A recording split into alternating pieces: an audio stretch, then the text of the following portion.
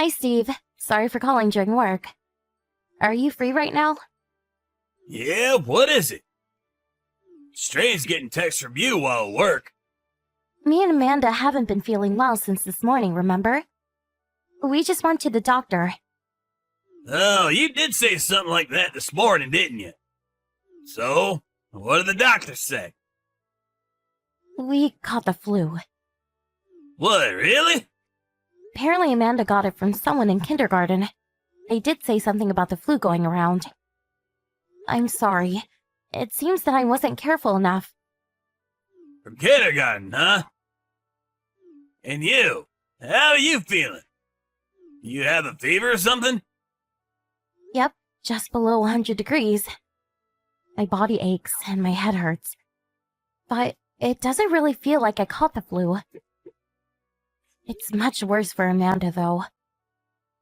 What's her temperature? A bit over 100. She just keeps sleeping, and whenever she wakes up, her face is red. It looks like the symptoms are much harder for her. Okay, I got it. That's good and all, but what are you telling me I should do? I can't just take a break, you know? Can't you just do something about it? I know it'll cause you trouble. But can't you at least have a bit more sympathy? Who cares? Decide what to do about this is more important. I've got to take a break for at least 1 week if I get the flu as well. That just can't happen. I'll wear a mask at home. It seems that it's hard for Amanda to wear one. You'll just have to bear it, I guess. We'll separate the rooms. You'll take care of Amanda, right? Tell her not to go out of her room too much as well, will you? Then it won't matter whether she's wearing a mask or not. But I got the flu as well, remember? But you can still move around, right? That means you should be able to take care of Amanda. Or are you saying that it's alright if I get the flu as well? Why are you always like this, Steve? All you think about is yourself. Can't you at least cooperate a little? I would, if you were so sick that you couldn't move around. But that's not the case, isn't it? So just take care of Amanda for me, will you? That's not what this is about. Actually, I'm pretty sure that this is what it's about. Also, just because you have the flu doesn't mean you can stop doing housework, alright? You know I can't cook. That's what I thought you would say. I'll do what I can while I can still move around. Does that please you? What do you mean, does that please you? It's the obvious thing to do in your position. I mean, it's not that I won't help if things get really bad. Tell me if that happens, will you? Yes, I get it. I'll tell you if I can't handle it anymore.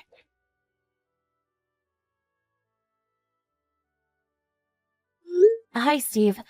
Sorry, but can't you finish early and come home quick today? What? Did something happen? Amanda looks really sick. She's got a fever of 104 degrees. I want to take her to the doctor. Sorry, but there's work I still need to take care of.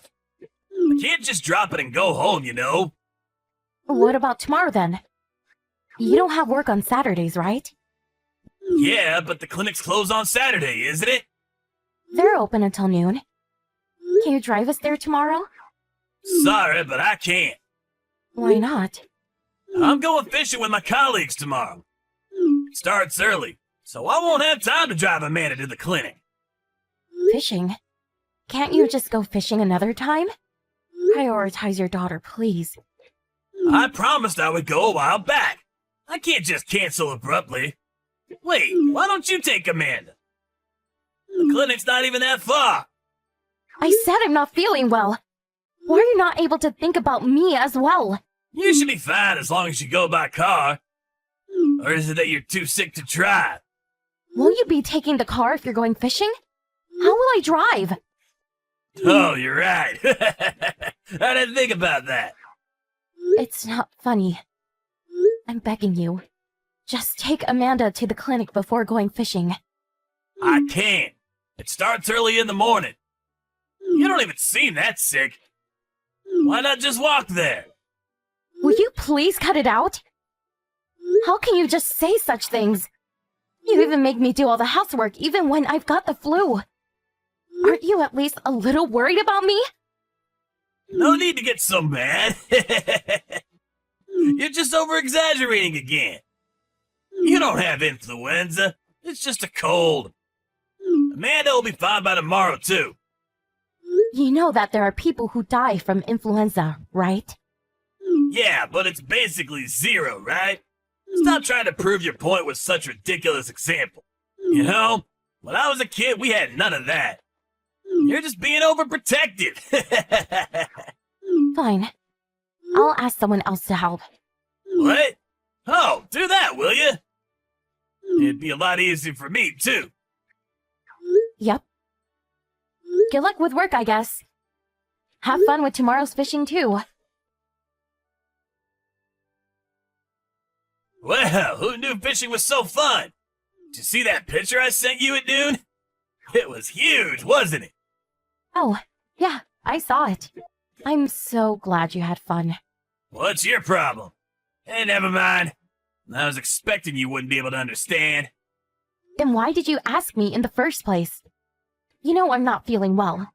It'd be nice if you didn't bother me with all this other stuff as well. Well, I'm sorry. Wait, you still have the flu? It's already been 1 week, hasn't it? It's only been 4 days. Amanda and I can barely get out of bed.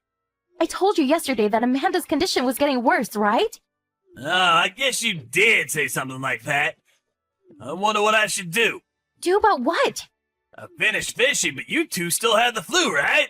Looks like Amanda's gotten worse, too. I don't want to catch it, so I'll just stay over at a friend's house. Besides, I don't have work tomorrow anyways. I see. Then I guess that settles it. I'm not going home either. You know, we should just sell the house. What? What's this about suddenly? I mean, the house we have now was meant for the 3 of us, right? It'll be much too spacious just for you when the 2 of us are gone.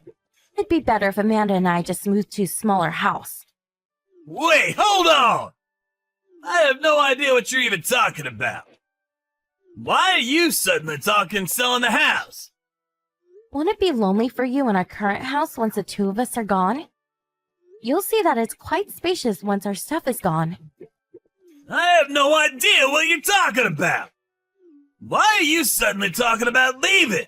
What do you mean you don't understand? Fishing was more important to you than taking care of the 2 of us with the flu, right? I don't see a reason to remain being a family. What?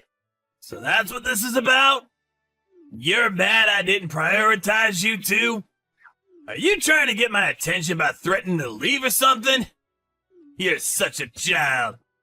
That's so devious of you. Sorry, but I don't care whether it's devious. I mean, it is your choice whether you're going to stay in the house or not. Me and Amanda aren't going to be staying, though. Do you really understand what you're doing? You're saying you want a divorce, right? Yes, and? I think that getting a divorce is better for Amanda as well. That's what I wanted to talk to you about. You clearly don't understand. You're a housewife, aren't you? How are you gonna make a living without me? I actually do have some skills, you know. I used to work before I married you as well. I'll manage it. You'll manage it. You have no idea what you're getting yourself into. This isn't enough reason to divorce, you know. I'm not gonna insult you anymore, so just calm down. What? You don't want to divorce? Oh yeah. I just went fishing and now this? Stupid, really. No one is just gonna say, yes, let's get divorced in my position. Well, I have a proposition then. Amanda and I are currently at your parents' house. So if you want to say something, come over now and say it to our faces. Let's talk it over from the beginning face to face, shall we? What? Why are you at my parents' house? You didn't tell me anything about that. You wouldn't take us to the doctor, so I asked your mother to come and help us. She's taking care of us now. You asked my parents for help? I mean, I guess their house is close to ours. Why did you tell me first? Well, I'm sorry, but we really didn't have the luxury. Amanda keeps getting worse, and our husband was of no use, so... Yeah, I got it. How's Amanda? It was nothing, right? Luckily, yes. But it doesn't excuse what you did to us. Well, that's it, I guess. Come here if there's something you have to say. Let's talk it over so we can come to a conclusion both of us can be happy with.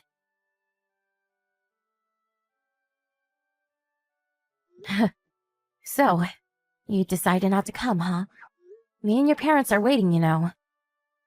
Why didn't you come? What? Why would I want to catch the flu? What's the point in talking things through anyways?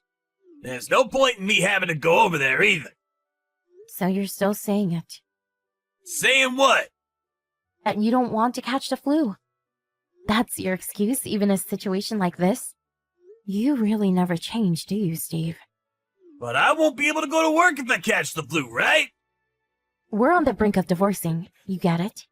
I'm not saying you shouldn't prioritize work, but the way you treat us is just too much. Wow, you really are a hassle, huh? No one likes people like you know that? Really? I'll take care. So, what did you mean when you said there's no point in talking things out? You didn't agree on me and Amanda leaving, so I decided we needed to have a conversation. That's just what you're saying now, though. This is such a hassle. Just cut it out already, will you? To be honest, I'm tired of putting up with your nonsense. Nonsense? Do you think I'm joking or something? Well, yeah. The flu is just a slightly more severe version of a cold, right? You're saying that's why you want to get divorced? If you are actually being serious, I'm kind of worried about your mental health. I guess you're right. You don't even come to talk with me. I expected you would react this way, honestly. Huh? What do you mean? I'm not talking about the flu, you see. You place your own hobbies above your daughter suffering from a fever, right? You make me do housework even when I feel ill, right? That's the problem. It's not about the flu. How do you expect not to get divorced when you can't even understand that? I'm saying that you're being overdramatic. It's not like I left Amanda on her own. You were there with her, right? It's not such a big deal. Normally, yes, but I got the flu too, you know. And still, you asked me to take care of Amanda and do all the housework? You thought that was all right? Yeah, but I only did that because it'd be a problem if I caught the flu as well. Yeah, I get it. But is that really the only reason? What are you talking about? I knew this from a while back. But you only care about yourself, don't you? You left the two of us alone just because you couldn't be bothered, right? What? What's with the sudden accusation? What made you come to this conclusion? Where's your proof? You really still don't get it? Everything you've done until now is my proof. The fact that you tried getting me to do everything, even though you knew I had the flu, and the fact that you prioritize fishing over your own daughter. I'm saying that it's because the only person you care about is yourself. I get that you're mad, and I understand how you feel. Can't we just forget about all this? From now on, I'll help as well. Happy? Well, I guess that settles it. Can you not just end the conversation? That's what you always do when the conversation doesn't benefit you. The only reason you didn't come is because you just didn't want to deal with it, didn't you? You're afraid of being called out by me and your parents. Huh? Can you not speak about what you know nothing about? I'm not afraid. If that's what you want to think, then go ahead. Just know that from the outside, it looks like you're just running away from the problem. You're the one that's being over dramatic. Divorce? Over this? You're the one who's running away from their problems. Maybe that's how you see things. But even if I'm running away, it's towards a better future. A better future for me and Amanda, you see. I doubt someone like you who only acts for their own sakes will understand. Don't think that we're just going to keep living with someone who doesn't even care about their own family. Steve never came to his parents' house to talk to me after that, so I decided to just forget about him and move on. His parents are also furious at Steve's actions and are fully supportive of our divorce.